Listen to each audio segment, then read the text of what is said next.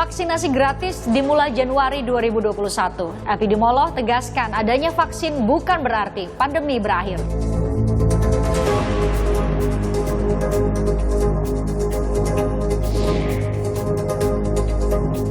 Vaksin Sinovac telah memenuhi syarat keamanan Badan POM, namun masih menunggu sertifikasi halal Majelis Ulama Indonesia.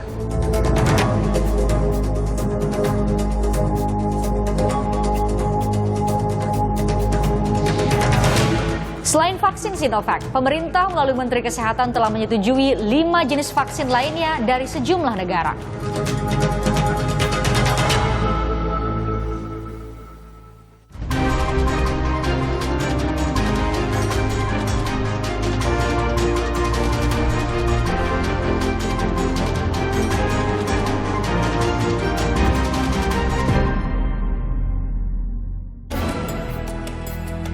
Halo saudara, Anda menyaksikan laporan khusus. Selama 30 menit ke depan, kami akan menghadirkan berita-berita pilihan redaksi Kompas TV. Bersama saya Fristian Grich, kita jelang laporan khusus selengkapnya. Saudara, vaksinasi massal akan dimulai pada Januari 2021. Presiden Jokowi memastikan vaksin COVID-19 akan diberikan secara gratis kepada warga negara Indonesia tanpa terkecuali. Jokowi menyatakan siap menjadi orang pertama yang akan disuntik vaksin COVID-19. Sementara itu, menurut epidemiolog, adanya vaksin bukan berarti pandemi COVID-19 berakhir. Masyarakat tetap harus menaati protokol kesehatan.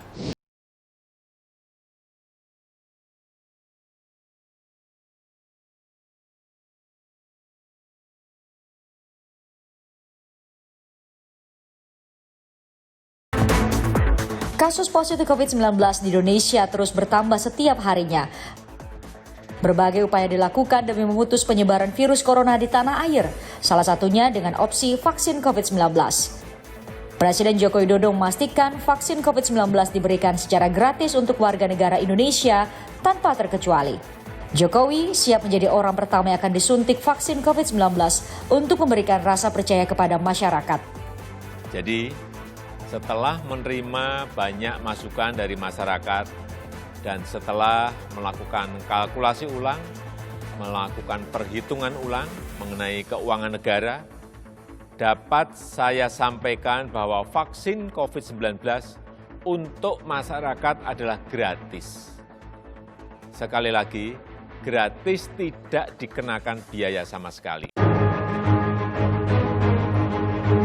Keputusan ini menjadi angin segar di tengah pandemi. Sambutan baik datang dari semua lapisan masyarakat. Peneliti pandemi Griffith University of Australia, Diki Budiman, mengapresiasi langkah pemerintah yang dinilai sudah sesuai amanat Undang-Undang Kesehatan. Diki menambahkan, vaksinasi massal harus memperhatikan 2 unsur utama, yaitu bersifat gratis dan sukarela tanpa paksaan. Pertama, kita apresiasi ya, dan ini juga sesuai dengan regulasi. Sejak awal saya menekankan bahwa terkait vaksin, 2 prinsip dasar dari vaksinasi adalah dia harus gratis dan dia harus bersifat sukarela. Jadi tidak boleh ada pemaksaan. Kalau gratis juga ini tidak ada embel-embel apapun, tidak ada diskriminasi apapun. Dikutip dari laman kompas.com, Wakil Ketua Komisi 9 DPR RI Melki Lakalena mengatakan bahwa sebaiknya keputusan Presiden menggratiskan vaksin ini dituangkan dalam Kepres agar nantinya tak ada pihak nakal yang sengaja memperjualbelikan vaksin COVID-19 tersebut. Vaksinasi massal akan dimulai pada Januari 2021 dengan jumlah target penerima sebanyak 182 juta orang. Skema dan mekanisme vaksinasi masih dalam rampungan menunggu persetujuan Badan POM yang nantinya akan disosialisasikan kepada pemerintah daerah dan masyarakat luas. Menurut juru bicara vaksinasi COVID-19 Kementerian Kesehatan, Siti Nadia Tarmizi, target pemberian vaksin pertama kali diprioritaskan kepada 6 kelompok penerima. Sebagai sasaran prioritas awal, 1,2 juta vaksin ini akan digunakan kepada tenaga di garda terdepan, yaitu khususnya tenaga kesehatan, baik itu tenaga kesehatan maupun asisten tenaga kesehatan serta tenaga pendukung yang ada di fasilitas pelayanan kesehatan. Dan di tahap awal tenaga kesehatan yang akan diprioritaskan adalah tenaga kesehatan yang berada di Pulau Jawa dan Bali. Karena kita melihat bahwa ketujuh provinsi yang ada di Pulau Jawa dan Bali ini merupakan juga termasuk provinsi dengan kasus COVID yang cukup tinggi. Kemudian yang lain yang kita kategorikan sebagai sasaran selanjutnya dari program vaksin pemerintah adalah pemberi pelayanan publik, yang ini merupakan terdiri dari TNI, Polri, ASN, kemudian petugas pemadam kebakaran, dan juga pemberi pelayanan publik lainnya. Nah, yang ketiga adalah kelompok rentan, artinya kelompok masyarakat yang punya keterbatasan dalam hal sosial ekonomi, tetapi merupakan pelaku perekonomian.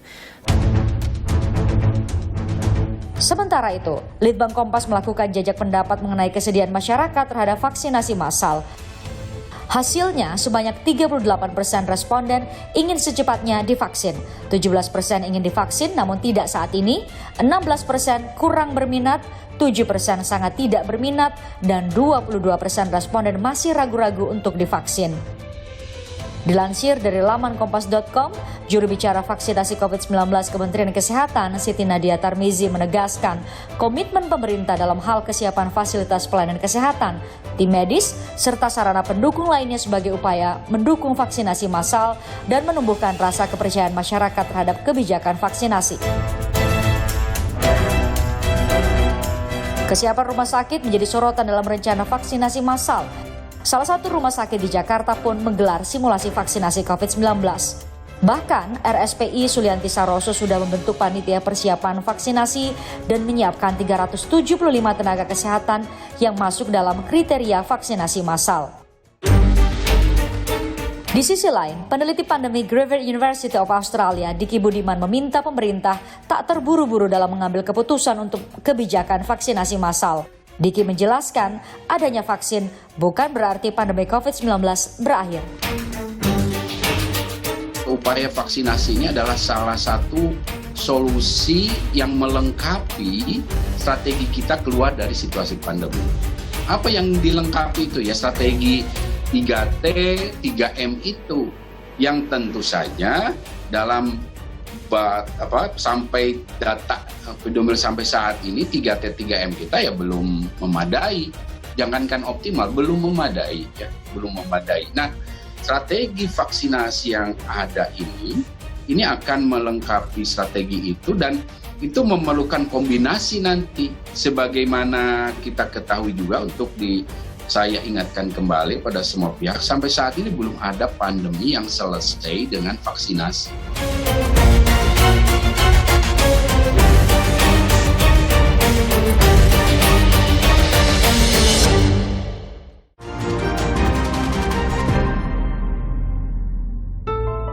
Saudara, vaksin Sinovac telah memasuki uji klinis fase 3.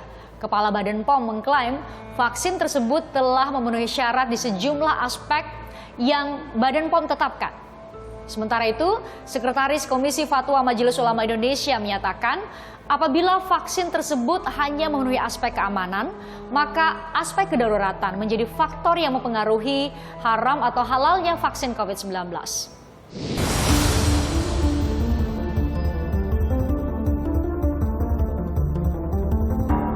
1,2 juta dosis vaksin virus corona buatan farmasi Tiongkok Sinovac tiba di Indonesia pada Minggu 6 Desember lalu. Sebelumnya, pemerintah telah mengamankan 3 juta dosis stok vaksin COVID-19 siap pakai dari Sinovac. Sementara 1,8 juta dosis menyusul tiba di Indonesia pada Januari 2021. Pemerintah sudah menerima 1,2 juta dosis vaksin COVID-19. Vaksin ini buatan Sinovac yang kita uji secara klinis di Bandung sejak Agustus 2020 yang lalu. Selain itu, Sinovac juga akan mengirim 45 juta dosis bahan baku vaksin COVID-19 yang tiba secara bertahap selama 2 gelombang. Vaksin COVID-19 buatan Sinovac ini telah memasuki uji klinis fase 3 di sejumlah negara seperti Brazil, Chile, Turki, dan Indonesia. Jika hasil uji klinis memenuhi syarat, BUMN Farmasi Bio Farma akan memproses vaksin tersebut dari bahan baku yang dikirim dari Tiongkok. Kita juga masih mengupayakan 1,8 juta dosis vaksin yang akan tiba di awal Januari 2021. Selain vaksin dalam bentuk jadi, dalam bulan ini juga akan tiba 15 juta dosis vaksin dan di bulan Januari sebanyak 30 juta dosis vaksin dalam bentuk bahan baku curah yang akan diproses lebih lanjut oleh Bio Farma. Sementara itu, juru bicara Satuan Tugas Penanganan COVID-19 Wiku Adhisa Smito menyebut keamanan vaksin COVID-19 saat ini tengah dikaji Badan POM dan menunggu kehalalan dari Majelis Ulama Indonesia. Menurut Wiku, apabila hasil kajian membuktikan bahwa vaksin COVID-19 benar-benar aman dan efektif, Badan POM akan mengeluarkan Emergency Use Authorization atau otoritas penggunaan darurat. Dan jika terbukti halal, MUI akan menerbitkan sertifikasi kehalalan vaksin. Saat ini baik Badan POM maupun MUI ini sedang menjalankan perannya masing-masing untuk memastikan bahwa vaksin COVID-19 yang sudah masuk di tanah air ini benar-benar aman dan berkhasiat serta halal untuk digunakan. Pada prinsipnya, vaksin yang nanti digunakan haruslah memiliki Emergency Use of Authorizations dari Badan POM dan sertifikat halal dari MUI. Sementara itu, Kepala Badan POM Penny Lukito mengklaim aspek keamanan vaksin COVID-19 sudah baik. Vaksin tersebut sudah memenuhi syarat di sejumlah aspek yang Badan POM tetapkan. Penny menambahkan, kini Badan POM tengah menunggu aspek efektivitas dari vaksin COVID-19 melalui pengambilan sampel darah dan pengujian di laboratorium. Sekarang kita sedang berproses untuk observasi, pengamatan, dan nanti tentunya hasil dari melihat ke aspek keamanannya dan terutama adalah pengamatan untuk aspek khasiatnya atau efektivitasnya. Ya. Dalam periode biasanya adalah 1 bulan, 3 bulan, kemudian 6 bulan. Nah itulah kenapa kita akan memberikan Emergency Use Authorization. Dalam menentukan keamanan dan efektivitas vaksin COVID-19 ini, Badan POM mengikuti standar dan regulasi dari WHO, Badan Pengawas Obat dan Makanan Amerika Serikat atau FDA, serta Badan Pengawas Obat dan Makanan Eropa atau EMA. Sementara itu, dikutip dari Kompas.com, Sekretaris Komisi Fatwa MUI Asroruni Amsoleh mengungkapkan tidak ada masalah apabila proses produksi vaksin tersebut memenuhi standar halal. Namun, apabila hanya memenuhi aspek keamanan, maka yang harus dilihat adalah besar kecilnya manfaat vaksin tersebut. Menurutnya, aspek kedaruratan menjadi faktor yang mempengaruhi halal atau haramnya vaksin COVID-19 dan sangat tergantung dengan adanya kondisi faktual seperti adanya beberapa alternatif obat. Vaksin Sinovac yang tengah diuji tahap ketiga ini melibatkan 1.620 relawan, diantaranya adalah Gubernur Jawa Barat Ridwan Kamil. Ridwan Kamil telah menjalani pengambilan sampel darah dalam rangkaian uji klinis di Puskesmas Garuda, Kota Bandung pada 14 Desember lalu. Pengambilan darah ini dilakukan setelah 3 bulan sebelumnya menjalani suntik vaksin tahap kedua. Gubernur Jawa Barat itu mengatakan selama menjadi relawan vaksin, kondisi fisiknya sehat dan tidak pernah mengalami sakit. Bahkan dalam beberapa kali tes usap hasilnya dinyatakan negatif COVID-19. Cuman kami tidak bisa mendahului keputusan klinis apakah itu karena vaksin atau karena faktor lain. Jadi kami akan jujur ya, kalau sakit, kalau gagal kami akan sampaikan, karena ini menyangkut kesehatan dan nyawa manusia kan. Kalau berhasil pun ya lihatlah ke kami, karena kami pengambil keputusan, kami pemerintah, kami juga jadi relawan. Namun, relawan vaksin COVID-19 harus kembali melakukan pengambilan darah yang akan dilakukan pada Maret 2021. Pengumuman keberhasilan uji klinis pun terpaksa mundur.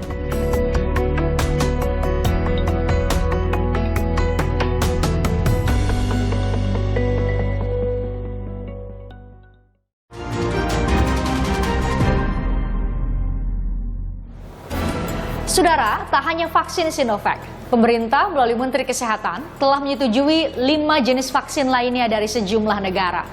Sementara itu, rencananya uji klinis vaksin merah putih akan dipercepat agar dapat diproduksi massal pada akhir 2021.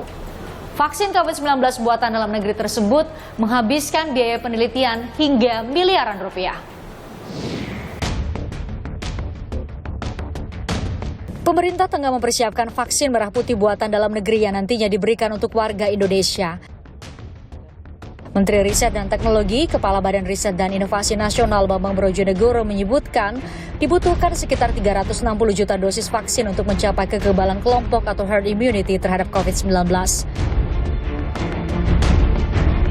Dikutip dari Kompas.com, Bambang mengatakan vaksin merah putih saat ini diprioritaskan untuk memenuhi kebutuhan masyarakat di dalam negeri, namun tidak menutup kemungkinan jika vaksin merah putih akan diekspor ke luar negeri. Penelitian vaksin merah putih ini melibatkan 7 institusi, yaitu Eijkman, LIPI, Universitas Indonesia, UGM, Universitas Erlangga, ITB, dan Universitas Pajajaran dengan biaya penelitian mencapai hingga 300 miliar rupiah. Dari 7 institusi itu, 3 diantaranya berpotensi menyerahkan bibit vaksin yang dikembangkan di laboratorium dari uji praklinis untuk hewan lebih dulu. Selanjutnya kepada Bio Farma pada triwulan 1 2021.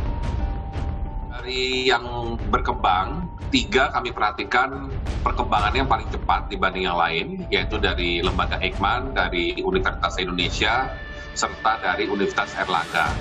Nah, harapannya di bulan Februari, ya, itu sudah harapannya kita bisa menyerahkan bibit vaksinnya yang dikembangkan di lab dan sudah melalui uji praklinis pada hewan untuk diserahkan kepada Bio Farma sebagai nantinya pihak yang akan melakukan uji klinis pada manusia tahap 1, 2, dan 3 dan tentunya nanti produksi massal apabila sudah mendapatkan izin dari BPOM. Menristek memastikan uji klinis vaksin merah putih ini akan dipercepat agar bisa diproduksi massal di akhir tahun 2021. Pihaknya juga bersinergi dengan Bio Farma dan Badan Pengawas Obat dan Makanan atau Badan POM untuk pelaksanaan uji klinis vaksin merah putih. Pengembangan vaksin merah putih dinilai penting karena dibutuhkan dalam jangka panjang. Kalau segala sesuatunya berjalan lancar, tidak ada hambatan, mudah-mudahan triwulan 4 2021 tahun depan, mudah-mudahan sudah ada vaksin yang bisa diproduksi secara massal dari 6 vaksin merah putih ini. Vaksin ini kebutuhannya tidak hanya untuk tahun 2021, tapi untuk juga tahun-tahun sesudahnya. Mengingat sampai hari ini, bahkan untuk vaksin seperti Pfizer atau AstraZeneca dan yang lainnya, belum ada yang bisa menyatakan berapa lama daya tahan tubuh yang ditimbulkan dari vaksin tersebut. Pemerintah telah menyetujui 6 jenis vaksin COVID-19 yang diproduksi 6 lembaga berbeda untuk program vaksinasi di Indonesia. Penetapan ini tertuang dalam Surat Keputusan Menteri Kesehatan nomor HK 0107-Menkes-9860 2020 tentang penetapan jenis vaksin untuk pelaksanaan vaksinasi COVID-19. Ke-6 jenis vaksin COVID-19 yang ditetapkan tersebut diantaranya diproduksi di PT Bio Farma yang bekerja sama dengan perusahaan vaksin asal Tiongkok Sinovac Biotech dan sedang mengembangkan vaksin merah putih.